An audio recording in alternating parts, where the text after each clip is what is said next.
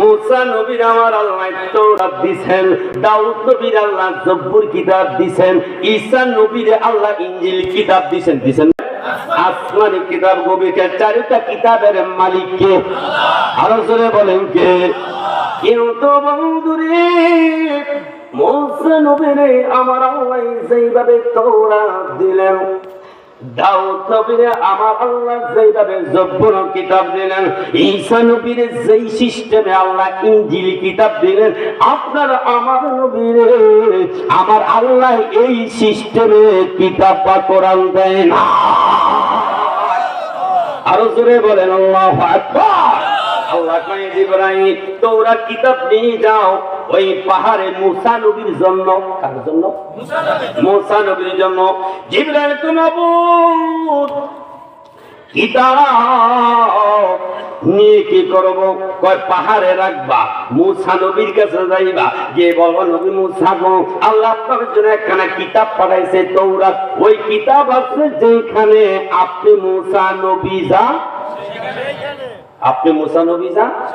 সংক্ষেপ বলছি, আল্লাহ মহান আল্লাহ মুসা আলাইহিস সালামকে একসাথে কিতাব দিবেন। কয়বারে? একবারই দিয়ে দিবেন। কয়বারে দিবেন? এবং মুসা নবীর কাছে পৌঁছান নাই, রাখছেন পাহাড়ে। জিবরাইল তাওরাত আছে যেখানে, আর ওই মুসা নবীরে যাইতে বলো। ঠিক মুসা নবীকে তাওরাত নিছেন। দাউদ নবীর একই সিস্টেমে, ও জিবরাইল এই জব্বুর কিতাব নিয়ে যা দাউদ নবীর জন্য, এই কিতাব রাখবা যেখানে, দাউদ নবীর যাইতে বলবা। ও জিবরাইল ইনজিল কিতাব নিয়ে যাও ঈসা নবীর জন্য, এই কিতাব রাখবা পাহাড়ে, কিতাব থাকবে যেখানে, ঈসা নবীর যাইতে বলবা। তিনজনের একবার একবার করে একসাথে কিতাব দিয়ে দিছে। সুবহানাল্লাহ বলেন না? এখন যদি প্রশ্ন করেন হুজুর মুসা নবীরে আমার আল্লাহ তাওরাত দিলেন একসাথে, কিন্তু কিতাব ছিল যেখানে মুসা গেছে সেইখানে, দাউদ নবীর আল্লাহ একসাথে জব্বুর কিতাব দিলেন, কিতাব ছিল যেখানে দাউদ নবী গেছে সেইখানে, ইনজিল কিতাব একসাথে ঈসা নবীরে দিলেন, বুঝলাম ছিল যেখানে ঈসা নবী গেছে সেইখানে। যদি প্রশ্ন করেন হুজুর তাইলে আমার নবীর আল্লাহ কোন সিস্টেমে কোরআন দিছে? সুবহানাল্লাহ বলেন না? প্রশ্ন আছে কি নাই? চিল্লায়ে বলেন আছে কি নাই? আমার আল্লাহ যখন নবীর কাছে কোরআন পাঠাবেন, আল্লাহ ডাক কয় জিবরাইল, আল্লাহু আকবার বলেন। জিবরাইল তাওরাত দেওয়া শেষ, জব্বুর কিতাব দেওয়া শেষ, ইনজিল কিতাবও। এখন আমি আল্লাহর সিদ্ধান্ত হলো আমার নবীর কাছে আমি আল্লাহ কোরআন পাঠাবো।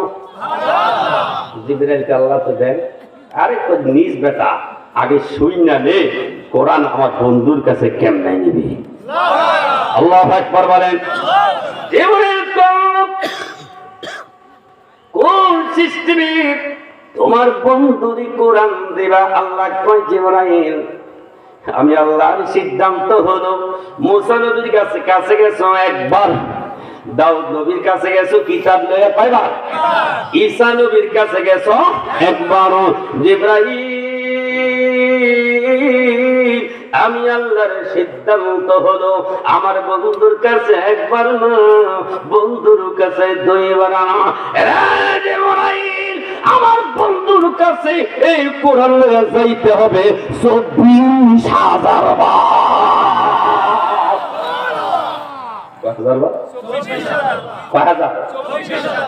বুঝলাম। এরপর আর কি সিস্টেম? আমার আল্লাহ এক নম্বর হলো 24,000 বার যাইতে হবে। আর ওই তিনটা কিতাব ছিল যেখানে, তিনজন নবী গেছে সেইখানে। আর আমার আল্লাহর সিদ্ধান্ত হলো আমার নবী থাকবে যখন থাকবে যেখানে, জিবরাইল তুমি কোরআন লইয়া যাইতে হবে সেইখানে। জিবরাইল আমার বন্ধু এখন তাইফে, তুমি এখন কোরআন নিয়ে যাও তাইফে। আমার বন্ধু এখন মক্কায়, কোরআন লয়ে যাও মক্কায়। আমার বন্ধু এখন জাবালে নূরে, কোরআন লয়ে যাও জাবালে নূরে। আমার বন্ধু এখন আরাফায়, কোরআন নিয়ে যাও আরাফায়। আমার বন্ধু এখন জান্নাতুল বাকিতে, কোরআন লয়ে যাও জান্নাতুল বাকিতে। আমার বন্ধু এখন ওই জান্নাতুল মাওয়ায়, কোরআন লয়ে যাও জান্নাতুল মাওয়ায়। জিবরাইল আমার বন্ধু এখন মদিনায়, তুমি কোরআন লয়ে যাও এখন মদিনায়। আল্লাহু আকবার বলে। কোরআনের পিছনে নবী দৌড়ায় নাই, কোরআনের পিছনে রাসূল দৌড়ায় নাই, বরং নবী গেছেন যেখানে জিবরাইল কোরআন নিয়ে গেছে, সেইখানে নবীর পিছনে জিবরাইল কোরআন নিয়ে দৌড়েছে। আল্লাহু আকবার বলে। তাইলে কোরআনের চাইতে নবীর দাম অনেক বেশি। চিল্লায় বলেন অনেক বেশি। সেই নবী আপনার মতো আমার মতো সাধারণ মানুষ হতে পারে না। সাধারণ মানুষ যে নবীর পিছনে জিবরাইল দৌড়াইছে, যে নবীর পিছনে কোরআন দৌড়াইছে, নবী গেছে যেখানে আল্লাহ কোরআন পাঠাইছে সেইখানে, সেই রাসূল সেই নবী আপনার মতো আমার মতো সাধারণ মানুষ হতে পারে না। যদি কেউ বলে এটা তার ব্যাপার, কিন্তু আমরা বলবো, কখনো এই কথা বলবো না যে নবী আমাদের মতো সাধারণ। বলবে এটা? বললে ইমান থাকবে? বলবেন ইমান থাকবে?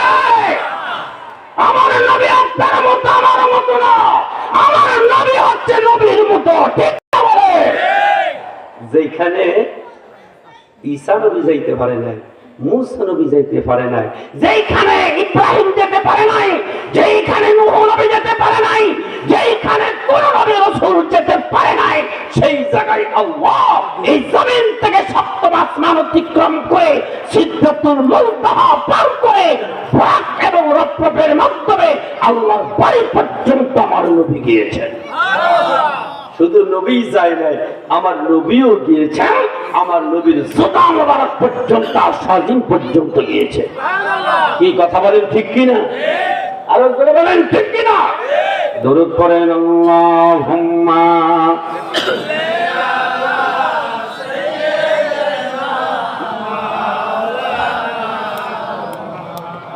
ওয়ালা আলে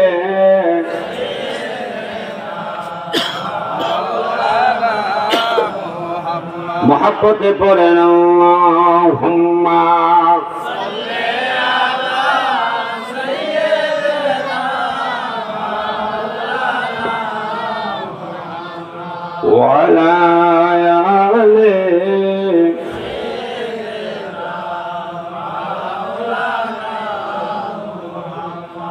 নবী কি আমাদের মতো?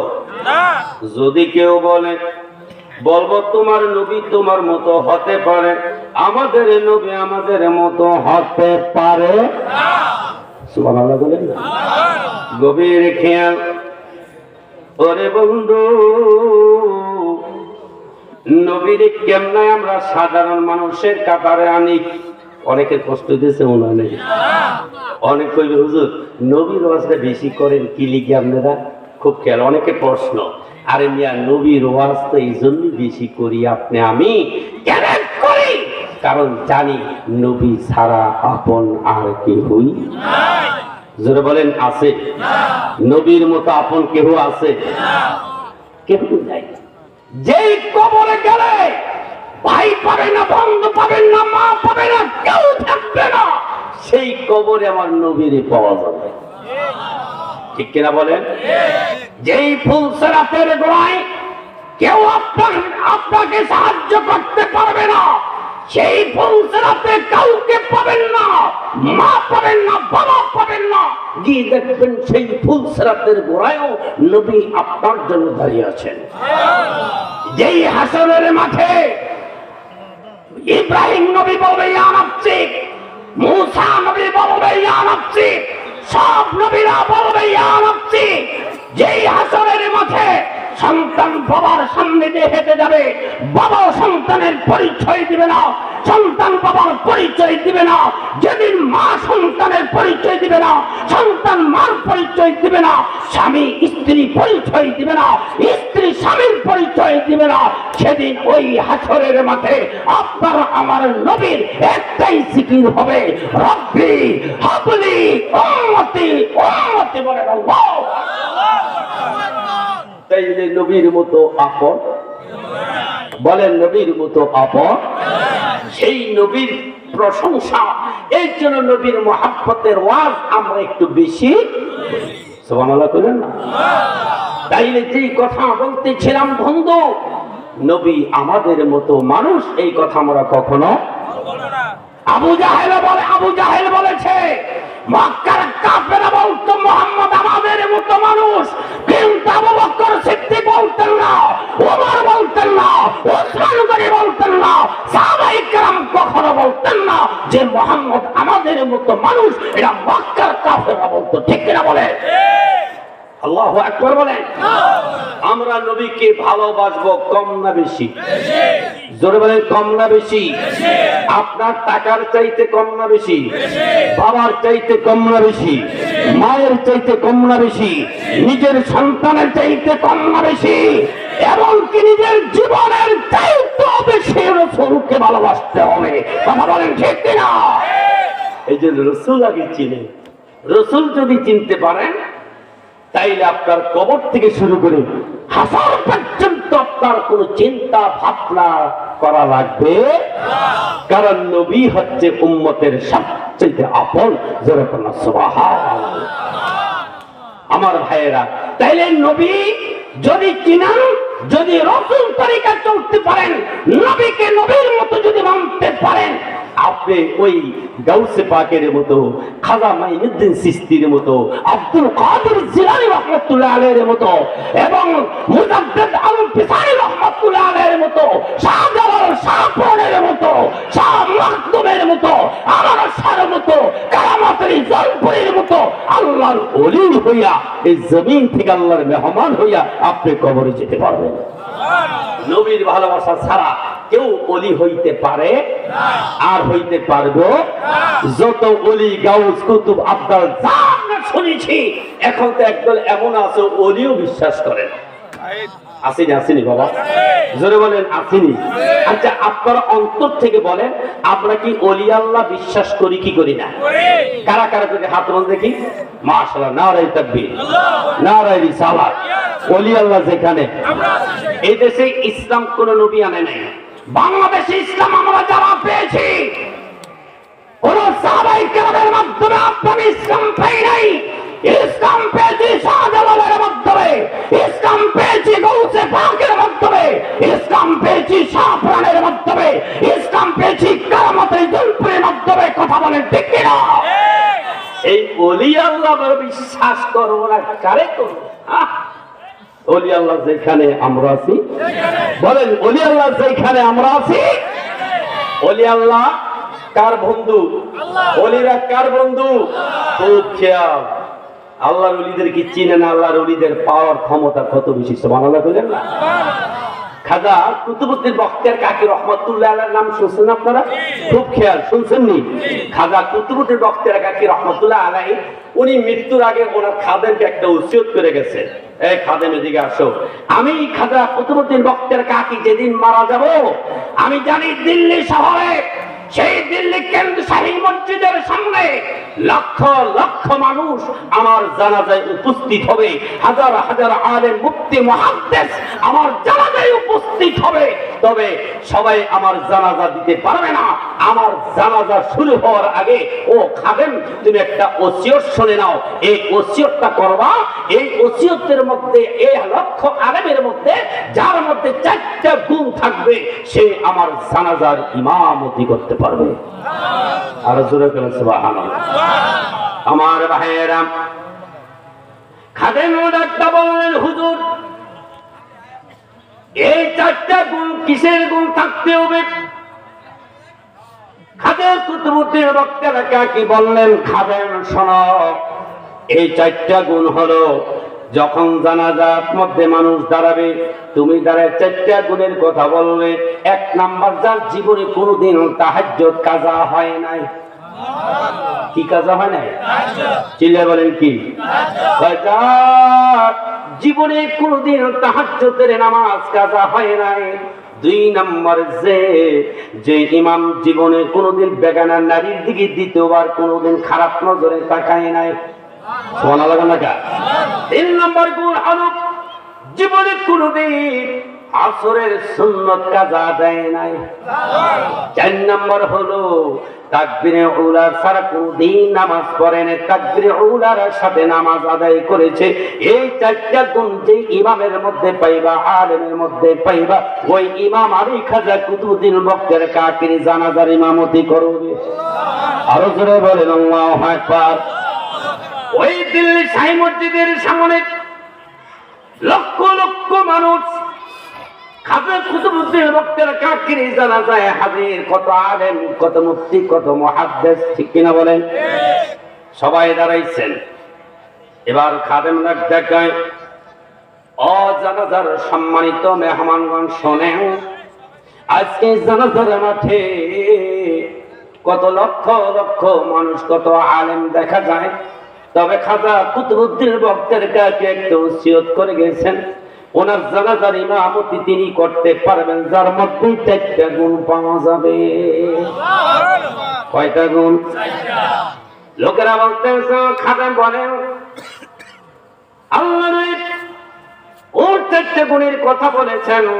খাজা এবার খাদেম ডাক ডাকলেন, এক নাম্বার, এই আলেমের মধ্যে, উলামায়ে কেরামের মধ্যে, আপনাদের মধ্যে কে আছে যার জীবনে কোনদিন তাহাজ্জুদের নামাজ কাজা হয় না? অনেক আলেমের মাথাটা নিচে দিকে চলে গেছে। দুই নাম্বার, আমার ভাইয়েরা, বাদশা হারুন রশিদের নাম শুনছেন নি? শুনছেন না? তিনি একজন বাদশা ছিলেন, যেমন ছিলেন তিনি বাদশা, তেমনি তিনি ছিলেন একজন আল্লাহর ওলি। ওই বাদশা হারুন রশিদের একটা ছেলে ছিল, 17 বছর বয়স। কয় বছর? জোরে বলেন কয় বছর? 17 বছর। কিন্তু বাদশা হারুনের চাইতে ছেলে ছিলেন আর একজন জবরদস্ত আল্লাহর ওলি। খুব খেয়াল, বাদশা হারুন রশিদের ছেলে 17 বছরের যুবক, নাম ছিল আব্দুল্লাহ। নাম ছিল কি? লোকেরা কি বলতেন, বাদশা আপনার এই 17 বছরের যুবক, তিনি কবরের পাশে দাঁড়ায় দাঁড়ায় বেশি বেশি কান্দে, কবরস্থানে গেলে কান্দে, আর সাধারণ পোশাক পরে পাগলের মতো হাঁটে। অথচ আপনি একজন বাদশা, কিন্তু আপনার ছেলেটা এই সাধারণ ভাবে হাঁটে, এটা মানুষ সমালোচনা করে। বাদশা হারুন রশিদ ডাক্তার বলতেছেন, ঠিক আছে আব্দুল্লাহ রে, আজকে রাজ দরবারে হাজির করাও। সুবহানাল্লাহ। কোন বাদশা হারুন রশিদ হুকুম করে ওনার ছেলে আব্দুল্লাহ রে আজকে রাজ দরবারে হাজির করার জন্য হাজির হয়ে গেলেন। বাদশা হারুন রশিদ বলতেছে, আব্দুল্লাহ তুমি নাকি কবরের পাশে দাঁড়িয়ে কান্দো, কবরস্থানে কান্দো, নামাজে দাঁড়িয়ে কান্দো, মসজিদে যাইও নাকি তুমি কান্দো, আর সাধারণ পোশাক পরাও, তো তুমি একজন বাদশার ছেলে। সুবহানাল্লাহ বলেন না? কেন এত কাঁদা কাঁদো? আমি বাদশা চলে গেলে তুমি হইবা বাদশা, কিন্তু তুমি দুনিয়ার বাদশাই চাও না, পরকালের জন্য এত কাঁদা কেন কাঁদো? এই 17 বছর আব্দুল্লাহ ডাক্তার বলেন, আব্বা কবরের পাশে আমি দাঁড়াইয়া কেন কান্দি? প্রশ্ন করলেন। বলেন তো বাবা, আমাদের জাতির পিতা ইব্রাহিম নবী এখন কোথায়? কয় কবরে। কয় আদম নবী কই? কয় কবরে। কয় নূহ নবী কই? কয় কবরে। মুসা নবী কই? কয় কবরে। ও আব্বা বলেন তো আপনার দাদা কই? কয় কবরে। বাবা গো আপনি বলেন আপনার আব্বা এখন কোথায়? কয় কবরে। ও আব্বা বলেন দেখি, যেদিন আপনি এই রাজত্ব ছেড়ে দিবেন, বাদশাহী চলে যাবে, মালাকুল মউত যেদিন আসবে, সেদিন আপনার ঠিকানা কোথায় হবে? কয় কবরে।